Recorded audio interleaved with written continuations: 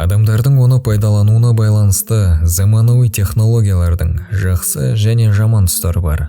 Кей адамдар TikTok арқылы жәннатқа азық жинауда, ал басқа біреулер сол TikTok арқылы тозаққа отындарын жинауда. Елестетіңіз, сіз дүниеден өткеннен кейін не нәрсені қалар едіңіз? Біздің көптеген бауырларымыз, қарындастарымыз, көбінесе қыз балалар сол TikTok, Instagram арқылы көпшіліктің алдында тәндерін жартылай жалаңаштап билеп жатады. Сондай бір уақыт келеді, әйелдер өздерін көрсеткілері келетін болады деп пайғамбарымыз саллаллаху алейхи уассалам айтқан болатын. Қазір сол нәрселерді байқап жатырмыз. Адамдардың үлпілдері үшін, сұлусын, кереметсін деген сөздерді есту үшін неше түрлі би билеп жатады. Алла бізді ондайдан сақтасын, барша жамандықтан қорғасын. Бұл қыздарымызға внимание жетіспейді. Өздеріне назарларды аударту үшін неше түрлі нәрселерді жасайды. Үстіндегі киімін шешіп, жартылай жалаңаштанып, денесін дірілдетіп, түрлі құбылтып қозғап билейді.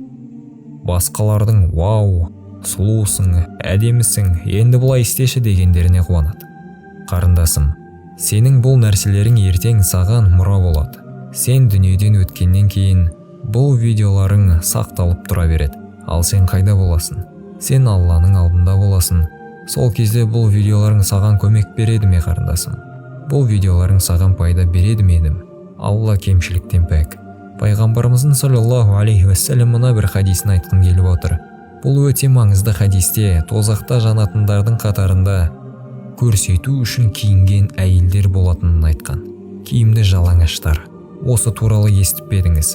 Сен үстіне бір нәрсені іліп алып, оның ар жағындағысын көрсеткің келеді емес пе? Нені көрсеткің келеді? Бет әлпетіңді ме? Фигураңды ма? Киімдеріңді ме? Түсінесіздер ме? Менің бұл нәрсені өз ойымнан алып отырғаным жоқ. Бұл хадисте айтылған. Сен тым тар нәрсені жабыстырып киіп алғансың, немесе ашық-шашық киінгенсің. Пайғамбарымыз саллаллаху алейхи уассалам осы сөздерді бұндай нәрсе жоқ заманда айтқан. Осы сенің артында қалайын деп жатқан мұраң. Адамдар саған қарап қызығуы мүмкін. Парақшаңа тіркеліп алады. Сен әуретіңді ашу арқылы басқаларға көрсету арқылы күнәңді тіпті еселеп жатырсың ғой. Білесің бе, қарындасым? Сен дүниеден өткеннен кейін де парақшаңды қараушылар арқылы күнәларың арта береді. Бұлай көпшілік істеп жатыр деуің мүмкін. Иә, бірақ ертең әркім өзіне жауап беретін күн келеді. Шайтанның азғыруына алданба. Әдемісің, сұлусың дегендерге рахмет деп видеоларды үсті-үстіне жүктеуді доғарыңдар. Жас жігіттер, сендерге айтарым, бұндай видеоларды қарамаңдар. Екеуінде күнәға қаласыңдар. Жалаңаштарға қараудан көзіңді сақта. Қыздардың фотоларына бейтаныс біреу машаллах деп жазып кетеді. Алла сақтасын. Бұл қаншалықты дұрыс? Артында қандай амал қалдырып барасын ойлан. Тек қыздар ғана емес, бұл қыздарға қарап пікір қалдырып үліпіл басып отырған еркектер де күнә жинайды. Жаман істі жақсы қылып көрсетуге атсалыспаңыздар.